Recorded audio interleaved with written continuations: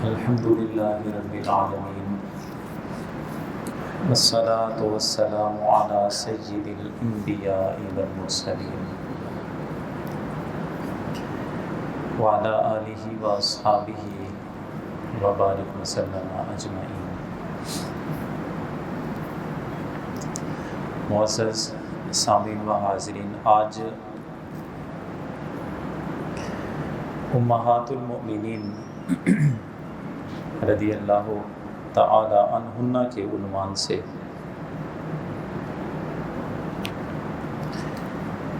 ان دروس میں حضور صلی اللہ علیہ وسلم کی آخری زوجہ محترمہ حضرت میمونہ بنت حارث رضی اللہ تعالی عنہا،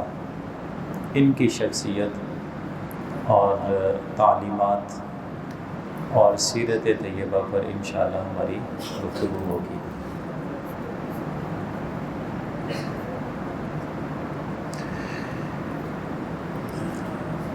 کچھ دن پہلے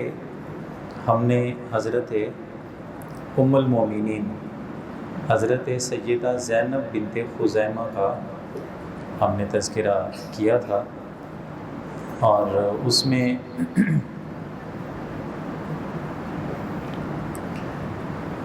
ہم نے یہ بات سمجھی تھی کہ حضرت زینب بنت خزیمہ اور حضرت میمونہ بنت حارث، جن کا آج ہم تذکرہ کر رہے ہیں، یہ دونوں بہنیں لگتی ہیں۔ عرب معاشرے میں ان بہنوں کو الاخوات المؤمنات کہہ کر یاد کیا جاتا تھا۔ 5 بہنیں تھیں، اور 5 بہنوں کے لیے ہی اللہ تعالیٰ نے بہترین رشتوں کا اہتمام فرمایا۔ 2 کا تذکرہ تو ہم سن چکے، حضرت میمونہ بنت حارث یہ اور حضرت زینب بنت خزیمہ، یہ دونوں ماں کی طرف سے بہنیں لگتی ہیں، یعنی باپ دونوں کے الگ الگ ہیں، والدہ دونوں کی ایک ہی ہیں۔ یہ دونوں حضور صلی اللہ علیہ وسلم کے حرم میں داخل ہوئیں، یعنی حضور کے نکاح میں آئیں۔ ان کی تیسری بہن ہے حضرت ام فضل، یہ حضرت میمونہ رضی اللہ تعالیٰ عنہ کی سگی بہن ہے، حضرت ام الفضل۔ اور ہم تو یہ جانتے ہیں کہ حضرت ام فضل یہ حضرت عباس رضی اللہ تعالیٰ عنہ کی زوجہ محترمہ ہے۔ ان کی چوتھی بہن ہیں حضرت اسماء بنت امیس، یہ حضرت علی شیر خدا کے بڑے بھائی حضرت جعفر طیار کی زوجہ محترمہ تھی۔ جب حضرت جعفر طیار کی شہادت ہوئی تو اس کے بعد پھر انہوں نے حضرت ابو بکر صدیق رضی اللہ تعالیٰ عنہ کی ان کے نکاح میں آئیں، اور جب حضرت صدیق اکبر رضی اللہ تعالیٰ عنہ کا انتقال ہو گیا تو پھر ان کے بعد حضرت علی شیر خدا رضی اللہ تعالیٰ عنہ کے نکاح میں آئی تھی۔ اچھا، ان کی 5ویں بہن ہے سلمہ بنت امیس، یہ بھی والدہ محترمہ کی طرف سے ان کی بہن لگتی ہیں۔ یہ حضرت امیر حمزہ رضی اللہ تعالیٰ عنہ کی زوجہ محترمہ ہے۔ تو آپ اندازہ لگائیے کہ 5 بہنیں اور 5 کی 5 وہ مقدس ہستیوں کے نکاحوں میں آئی ہیں، اس لحاظ سے ان کو الاخوات المؤمنات کہا جاتا تھا کہ ایمان والی خوش نصیب خواتین اور بہنیں۔ بہرحال حضور صلی اللہ علیہ وسلم کے ساتھ ان کا رشتہ کیسے بنا، تھوڑا میں آپ کو تعارف کروا دیتا ہوں۔ صلح حدیبیہ کا جب معاملہ پیش آیا تھا، یعنی سن 6 ہجری میں حضور صلی اللہ علیہ وسلم کے ساتھ صحابہ کرام عمرے کی ادائیگی کے لیے روانہ ہوئے تھے۔ حدیبیہ کے مقام پہ اہل مکہ نے روک دیا تھا، مکے آنے کی اجازت نہیں دی۔ پھر کچھ صلح نامہ طے پایا، کچھ شرائط طے پا گئی۔ ان شرائط میں ایک شرط یہ بھی تھی کہ مسلمان اس سال جو آ چکے ہیں اب تو عمرہ نہیں کر سکتے،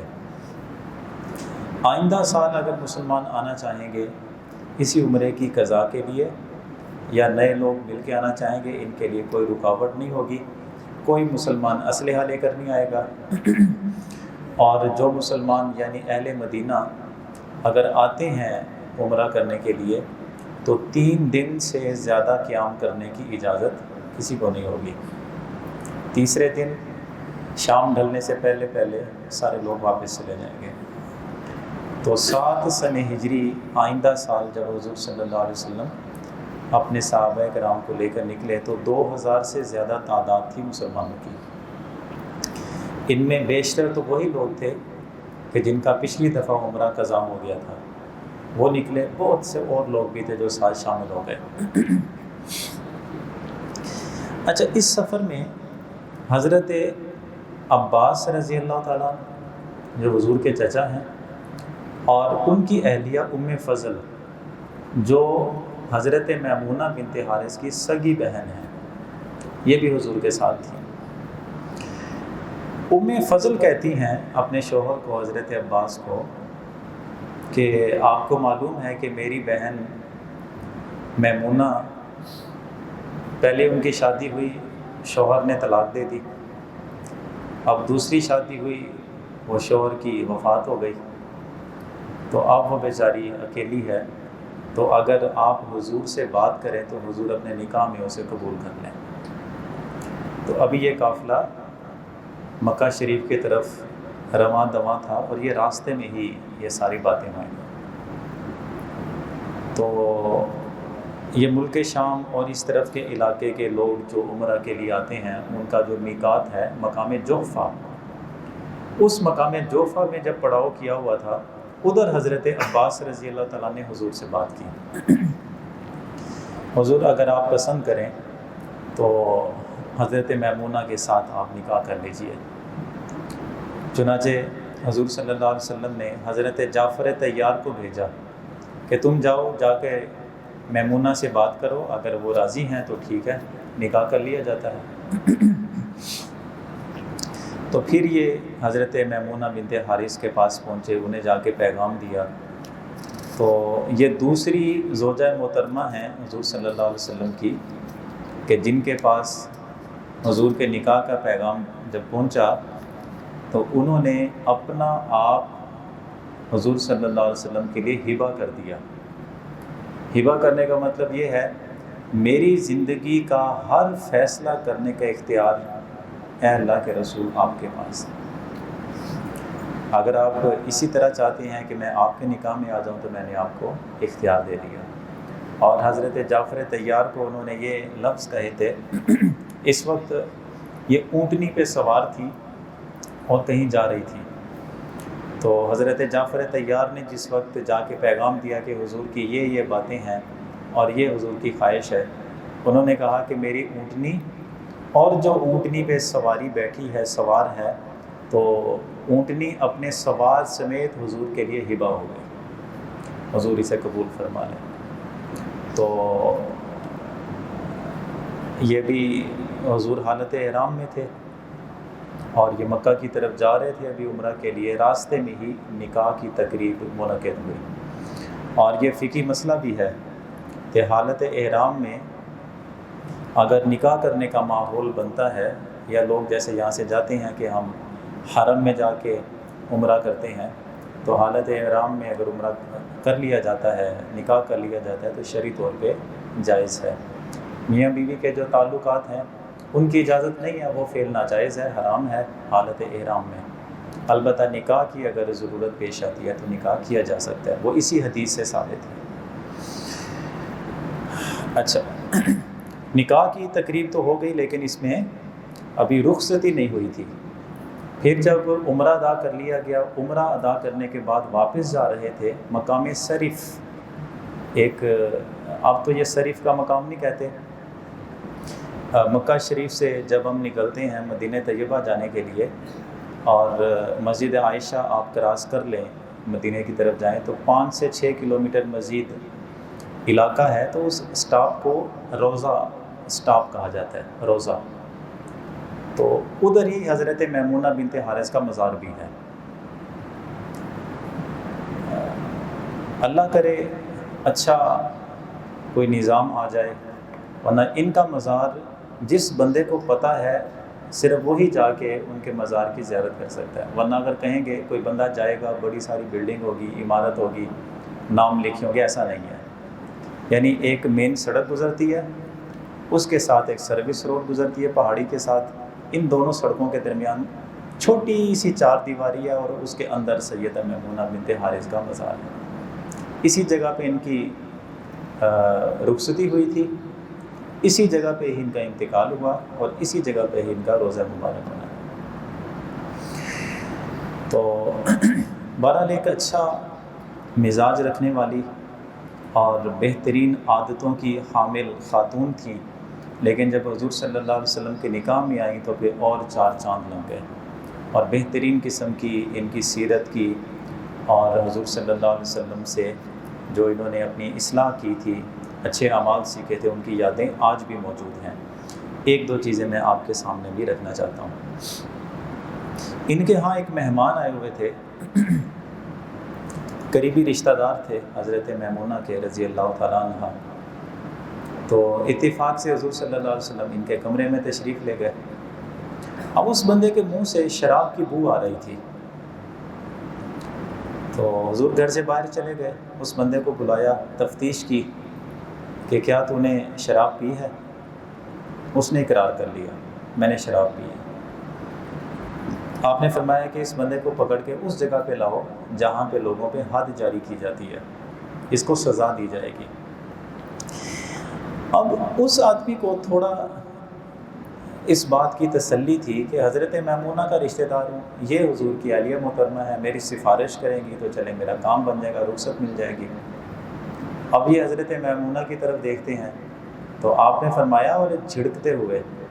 سختی کے ساتھ آپ نے فرمایا کہ تمہیں سنا نہیں ہے؟ حضور نے فرمایا کہ چلو جہاں پہ سب کو سزا دی جاتی ہے، کسی بھی مجرم کو، ادھر چلو۔ تو پھر وہ دیکھتا ہے کہ آپ میری سفارش کریں گی۔ آپ نے فرمایا کہ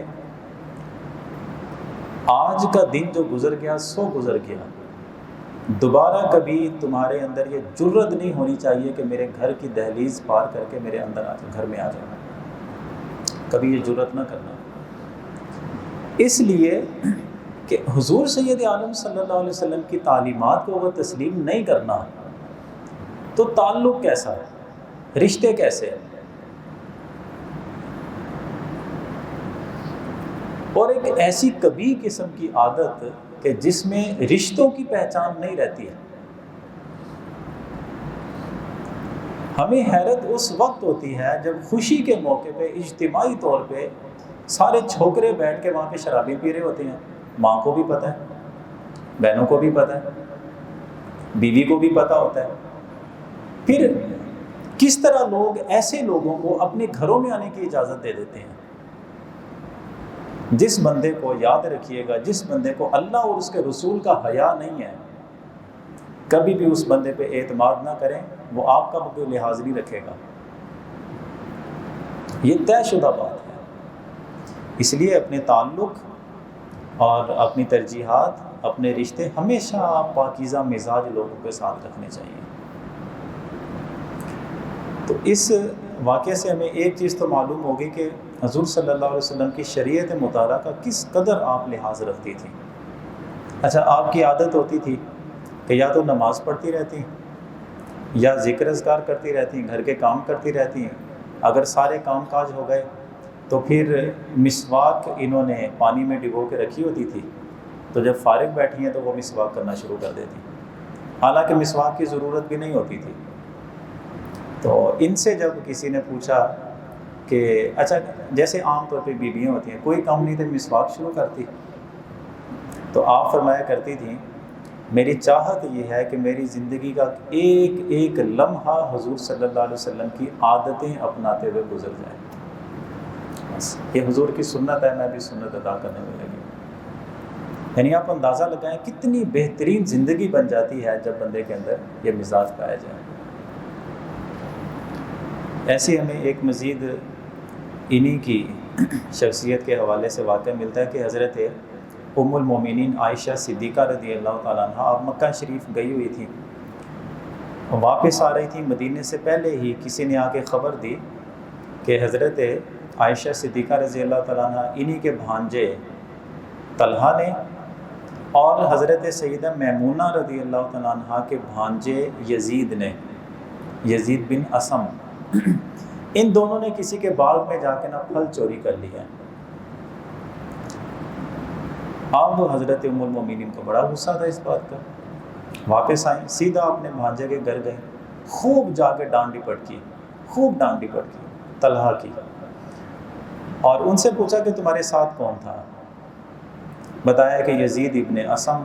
جو حضرت میمونہ رضی اللہ تعالیٰ عنہ کے بھانجے تھے، اور یہ اس وقت کی بات ہے جب حضرت میمونہ کا انتقال ہو چکا تھا، اور حضرت میمونہ رضی اللہ عنہ ہی انہی یزید ابن اسم کو پڑھاتی بھی تھیں، انہیں سمجھاتی بھی تھیں، اور لوگوں میں ان کا تعارف تھا کہ اپنی خالہ سے انہوں نے بہت ساری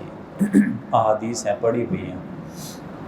حضرت عائشہ صدیقہ رضی اللہ تعالیٰ عنہ نے جب ان کو بلایا، آپ نے ایک بات بڑی پیاری فرمائی۔ آپ نے فرمایا کہ یزید مجھے ایک بات بتاؤ کہ اپنی خالہ حضرت میمونہ کی وجہ سے تم مشہور ہو کہ ان سے تم حدیثیں پڑھنے جاتے تھے اور ان سے تربیت لیتے رہے، اب تمہیں حیا نہیں آئی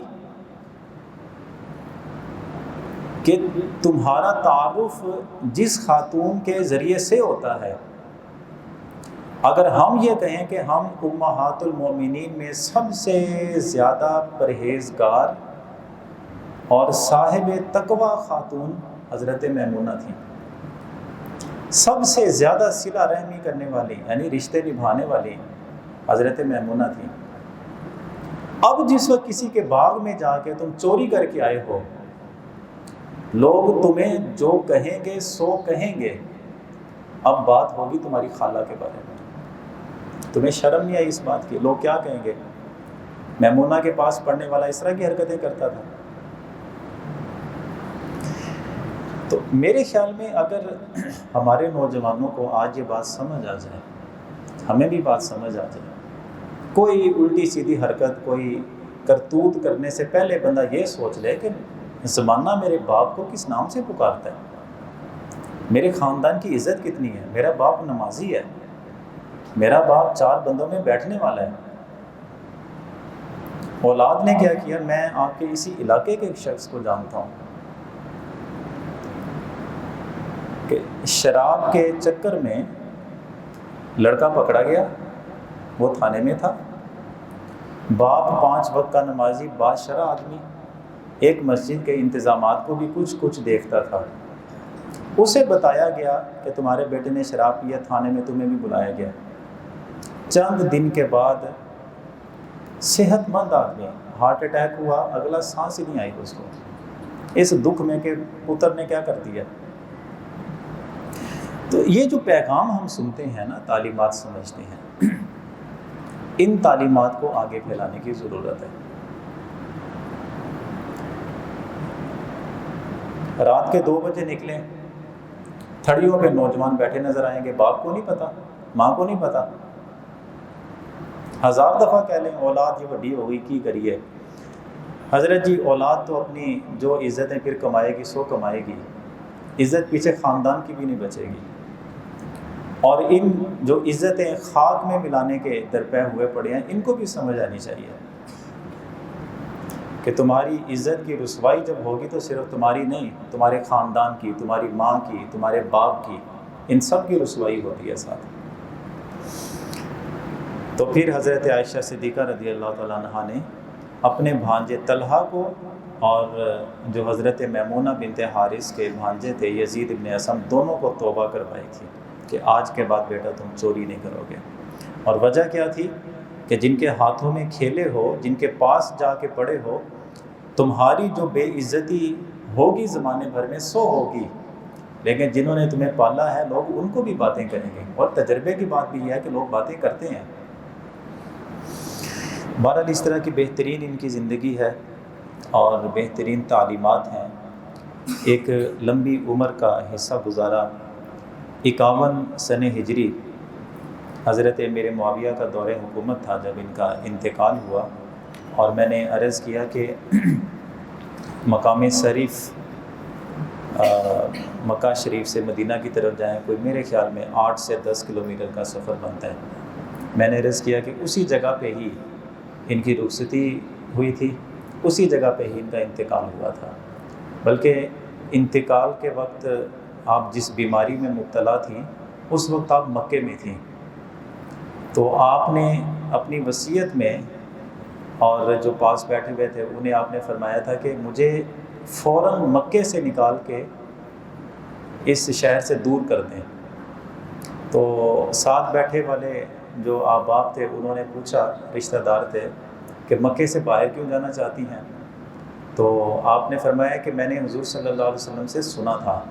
آپ نے فرمایا تھا کہ تمہاری وفات سرزمین مکہ میں نہیں ہوگی، اس کے قریب کسی علاقے میں ہوگی. تو آپ نے فرمایا تھا کہ مجھے یہاں سے باہر لے کے جاؤ. جیسے ہی مکے کی حدود سے باہر نکلے آپ کا انتقال ہو گیا، اور اسی جگہ پہ آپ کی تدفین ہوئی. اللہ تعالیٰ ام المومنین سیدہ میمونہ رضی اللہ تعالیٰ عنہ کے درجات میں مزید بلندیاں فرمائے. آج 11 ازواج مطہرات کا ہم نے جو تذکرہ کرنے کے لیے کورس مرتب کیا تھا، دروس ہمارے آج کے 11 مکمل ہو چکے. کل جو ہمارا 12واں درس ہے اس میں ہم کچھ اس حوالے سے گفتگو کریں گے کہ حضور صلی اللہ علیہ وسلم کی ازواج مطہرات کا مقام اور مرتبہ اللہ کے نزدیک کیا ہے، اور خود حضور صلی اللہ علیہ وسلم کے نزدیک کیا مقام ہے. اور پھر یہ بھی شاید آپ کے ذہنوں میں بات آئی ہو کہ ساری امت کے لیے تعلیم تو یہی ہے کہ 4 نکاح کر سکتے ہیں ایک وقت میں، 5واں نہیں ہو سکتا. لیکن حضور صلی اللہ علیہ وسلم نے